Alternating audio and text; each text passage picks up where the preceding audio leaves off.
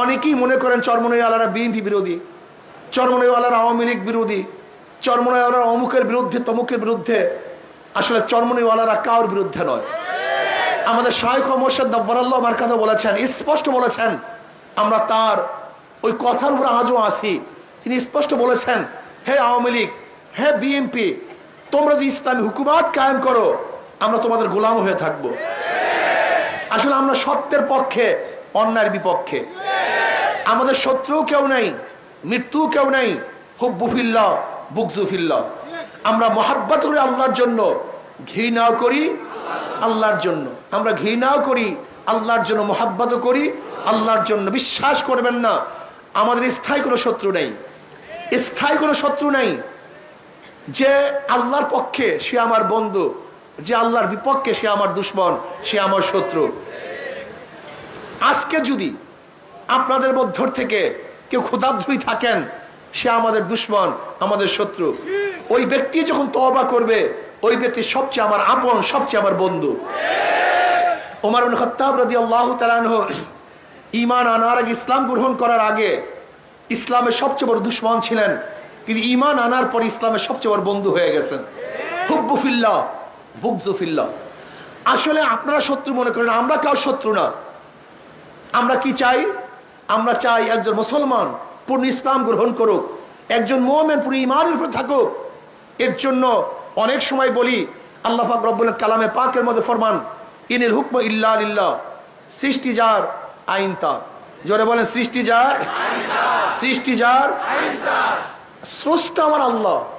সৃষ্টি করছেন আমাদেরকে, সে আল্লাহর আইন চলবে না, এইটা মানা যায় না।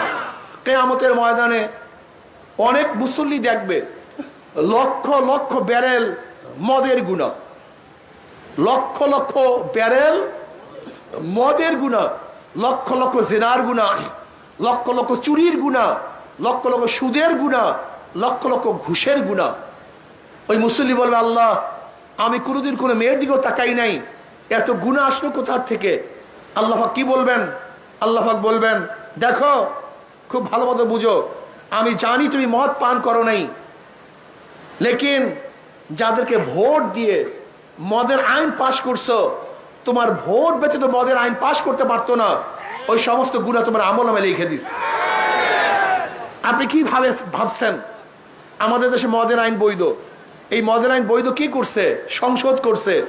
আর সংসদের সংসদ সদস্য কি পাঠাইছে? জোরে বলেন, এই জনগণ পাঠাইছে। খুব ভালো মতো বোঝার চেষ্টা করবেন। যেরকম ধরে নেন, আল্লাহ না করুক, এইটা একটা সংসদ ভবন, এই গোটা চরমনাই ময়দানের সংসদ, এখানে সংসদ চলতেছে। আমি স্পিকার সাহেব বিল উত্থাপন করলাম। কি বিল উত্থাপন করলাম? যে আল্লাহ বলতে কেউ নাই। আপনারা কারা কারা মানেন? আল্লাহ বলতে কেউ নাই। আপনারা কারা কারা মানেন? হাত তুলেন। যদি হাত তুলেন, অবস্থাটা কি হবে? কথা বলেন না কেন? সবাই কথা বলেন। হাত তুললে ঈমান। তাহলে হাত তোলাটা কি মনে করছেন? এই হাত তোলাটা কি মনে করছেন? ঈমান থাকতেও পারে। জোরে বলেন না কেন? এই হাত তোলা যেমন তেমন বিষয় না, এটা মারাত্মক বিষয়। এখন ধরেন সংসদে আজকে উত্থাপন হয়েছে, মদ জায়েজ, আল্লাহ পাক হারাম করেছেন, কিন্তু সংসদ কি উত্থাপন করছে মদ? কারা কারা রাজি? হাত তুলেন। যদি হাত তুলেন, আপনি আল্লাহর বিরুদ্ধে আইন পাশ করছেন। বুঝাতে পারি নেই। তা আপনি কি ভাবছেন হাত তোলাটাকে? আপনি হাত তোলার কি ভাবছেন? হা বিজয় হয়েছে, হা বিজয় হয়েছে, হা বিজয় হয়েছে, মদের আইন পাশ হয়েছে, মদের আইন পাশ হয়েছে। মুসল্লিরা খুব ভালো মতো বুঝবেন, শত্রু মনে করবেন না, বন্ধু মনে করিয়েন। শত্রু মনে করে কিছু নাই। যখন সংসদের মধ্যে মদের আইন উপস্থাপন হয়েছে, মদের আইন উপস্থাপন হয়েছে, আর আপনি যখন হাত তুলছেন, তখন অবস্থাটা কি হয়েছে? মদের আইন পাশ হয়ে গেছে, মদের আইন জায়েজ হয়ে গেছে। এই মদের আইন যারা জায়েজ করছেন, যাদের ভোটের মাধ্যমে জায়েজ হয়েছে, কিয়ামতের ময়দানে সমস্ত মদের গুনাহ ওদের আমলনামায় লেখা হবে। এবার দেন ভোট, যা মনে চাই তাই করেন। অনেক মুসল্লি দেখবে লক্ষ লক্ষ জেনার গুনাহ, আল্লাহ আমি কোনোদিন মেয়েদিকে তাকাই নাই। আল্লাহ বলবেন যাদেরকে ভোট দিয়ে জেনার আইন পাশ করছো সমস্ত গুনাহ তোর আমল নামায় কপাল পোড়া। দেখবে লক্ষ লক্ষ চুরির গুনাহ। আল্লাহ আমি তো চুরি করি নাই, ডাকাতি করি নাই, ঘুষ খাই নাই। আল্লাহ বলবেন যাদেরকে ভোট দেওয়ার মাধ্যমে সুদের আইন পাশ করছো, ঘুষের ব্যবস্থা করছো, সমস্ত গুনাহ তোর আমল নামায়, তোর ভোট ব্যতীত এই সুদের আইন, এই ঘুষের আইন, এই চুরি ডাকাতি হইতো না। কাজে সব গুনাহ তোর আমল নামায়। এবার ভোট দেন, জন্মের মতো দেন, ভালো মতো দেন। এই যে মাওলানা নিসার সাহেব, তার এলাকায় এরা ভোট চাওয়ার জন্য গেছে। এক হিন্দু ঠাকুর তাদেরকে দেখার পরে কি কি খাওয়াইছে, সেই সিঙ্গারা, ওই মিষ্টি, তার যে দোকান, অনেক কিছু খাওয়াইছে, অনেক আদর অভ্যর্থনা করছে। এবং ঠাকুর বলতেছে তার পৈতা গলায়, বলতেছে আমি তো হাত পাকায় ভোট দেব।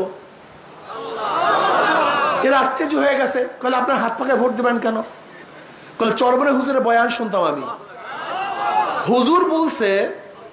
হুজুর বলছে তুমি যাকে ভোট দিছো সে যে অন্যায় করবে তার দায় দায়িত্ব তোমার, এবং সে যে ন্যায় করবে তার সওয়াবের অংশী তোমার। কাজে আমি ভোট দিয়ে আমি যাকে নির্বাচিত করব সে অন্যায় করবে, আর সেই দায়িত্ব আমাকে পালন করতে হবে, এরকম পাগল আমি না। এজন্য আজকে থেকে নিয়াত করছি আমি আর কোনোদিন অন্যার পক্ষে যারা কাজ করে, যারা চোর ডাকাত যে দলের মধ্যে আছে, আমি তাদেরকে ভোট দেব না। আমি তখন থেকে নিয়াত করছি হাত পাকায় ভোট দেব। এই হিন্দু ঠাকুরের কথা আল্লাহর কসম করে বললাম, এই যে সাক্ষী এখানে আছে, একজন দুইজন, এরকম বহুত। এর জন্য আমি প্রিয় ভাইদেরকে বলবো, হে আমার বাবারা, হে মুসলমান সন্তানেরা, চরমনাইতে আসছেন, ভোট মারাত্মক এক বিষয়। ভোট মানে সাক্ষী, ভোট মানে সহযোগিতা করা, ভোট মানে সমর্থন করা, ভোট মানে সাহায্য করা। ধরে নেন উপরে চুরি করার জন্য যাবেন, কিছু যুবক চুরি করবে, আপনি খেয়া দেন। এখন খেয়ালাকে বলছে ভাই আমরা চুরি করতে যাব, আর আপনার খেয়া ব্যতীত তো চুরি করতে পারবো না।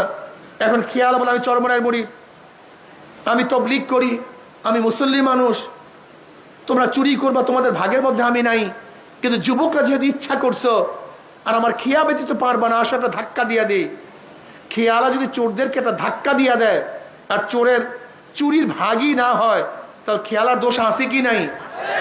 কেন আছে বলেন তো, জোরে বলেন।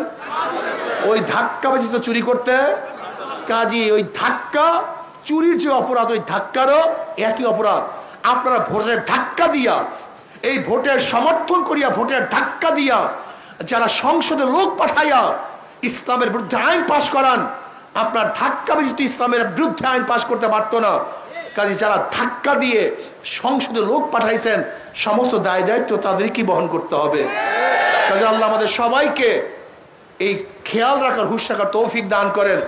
ইনশাআল্লাহ আগামী নির্বাচনে ইসলামের পক্ষে হাত পাকার পক্ষে, হাত পাকে এমন এক প্রতীক, আল্লাহ পাকের শুকর, যারা ধানের শেষে নির্বাচন করে ধান কাটতে পারে না, যারা নৌকা নির্বাচন করে তারা নৌকা চালাতে পারে না, যারা নাঙ্গল নির্বাচন করে নাঙ্গল বইতে পারে না, কিন্তু হাত পাকে এমন এক প্রতীক, যারা নির্বাচন করে তারাও হাত পাকা ঘুরাতে পারে, যারা সমর্থন করে তারাও ঘুরাতে পারে, মুসলমানরা ঘুরাতে পারে, হিন্দুরাও চালাতে পারে, পুরুষরাও করতে পারে, মহিলারাও চালাতে পারে, কথা ঠিক না? যে যে প্রতীক নিয়ে নির্বাচন করে সেই প্রতীক কেউ বিছানায় রাখে না, বুকের মধ্যে রাখে না, কিন্তু হাত পাখে এমন একটা প্রতীক যেটা ঘুমের সময় বুকের উপরে থাকে।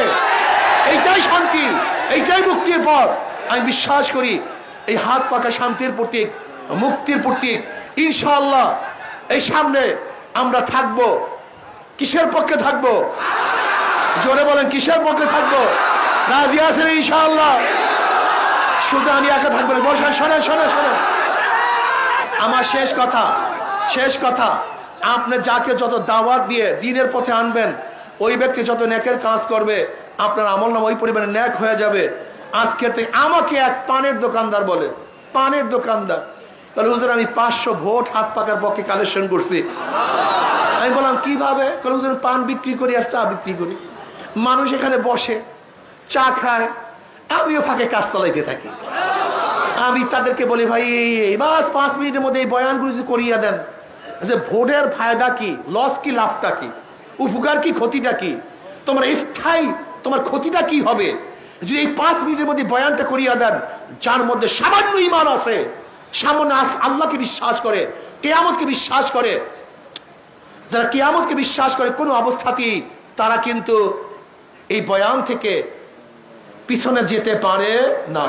ইনশাআল্লাহ আজকের থেকে আমি একা না, এই জুমা মুবারকে হাজার হাজার লক্ষ লক্ষ মানুষের সামনে ইনশাআল্লাহ ওয়াদা করতে পারি না ইনশাআল্লাহ কমপক্ষে আমি 100, 200, 500, 1000 যে পারেন ইনশাআল্লাহ হাত পাকায় ভোট জোগাতে পারবো না ইনশাআল্লাহ।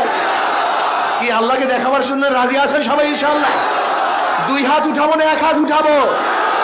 নারায়ে তাকবীর, নারায়ে তাকবীর, নারায়ে তাকবীর, নারায়ে তাকবীর।